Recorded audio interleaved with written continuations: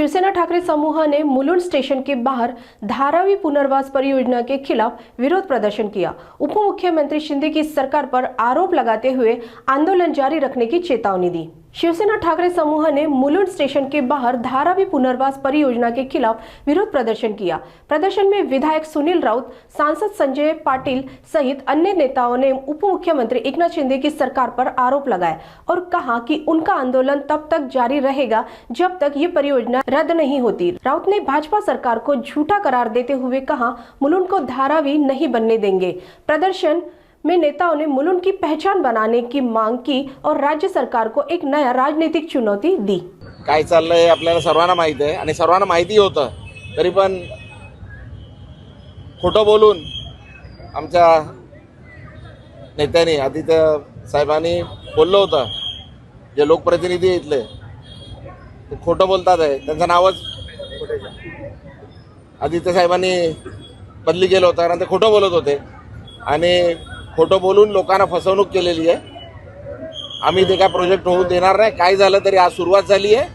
अगोदर सागर देवरेजी आहेत, बाकी सर्व मिळून प्रयत्न करत होते, पण आता आम्ही शिवसेना स्टाईलने आता ते आम्ही काम करणार आहे। आता आम्ही हातपाय जोडून कायदे कानून सर्व त्या पद्धतीने सर्व करून झालंय, पण आता ते काय ऐकायला मागत नाहीये। त्यांना पाहिजे तेच चाललंय, पण आता शिवसेना काय आम्ही दाखवून देणार आहे। शिवसेनेच्या स्टाईलने आम्ही आंदोलन आज हे खाली आज सुरुवात झाली। आता आम्ही पुढे काही करून काय झालं तरी आम्ही ते होऊ देणार नाही। ते काय मुंबईचंच नाव मला वाटतं मुलुंड, मांडूप, कांजूर, विक्रोळी हे तर नाव बदल करायचं चाललंच आहे। सर्व सेना तेच चाललेत आणि इन्फ्रास्ट्रक्चर काय करत नाहीये। एवढं लोड आणून देणार आहे।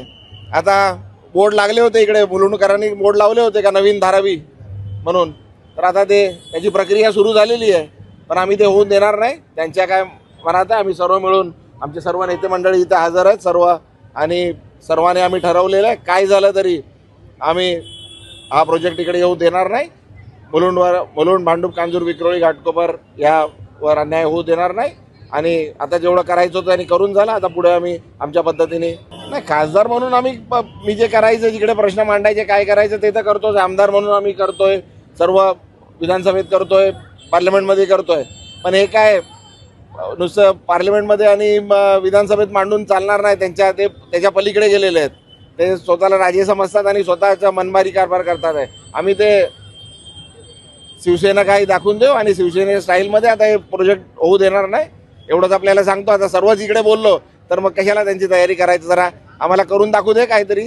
ज्या विधानसभेचं प्रतिनिधित्व करतो त्या विक्रोळी मतदारसंघामध्ये सुद्धा सॉलची प्रचंड जागा आहे आणि ह्या जागेवरती अनेक झोपड्या गेले 40-50 वर्ष त्या ठिकाणी बसलेल्या मी ज्यावेळी कुठला रस्ता करायला जातो त्याही सॉलची लोक येतात, ते अडवलं जातं। मी ज्यावेळी या झोपड्यांसाठी SRA मध्ये प्रोजेक्ट टाकतो त्यावेळी SRA म्हणतं सॉलची परमिशन घेऊन या आणि तरच हा प्रोजेक्ट होईल, परंतु गेले 15 ते 20 वर्ष मी त्यासाठी भांडतोय, परंतु अदानीला एका सहीने 58 एकर जमीन मुलुंडला अशीच दिली जाते आणि जे अनेक वर्ष आमच्या झोपड्या आहेत त्यांना NOC मिळत नाही।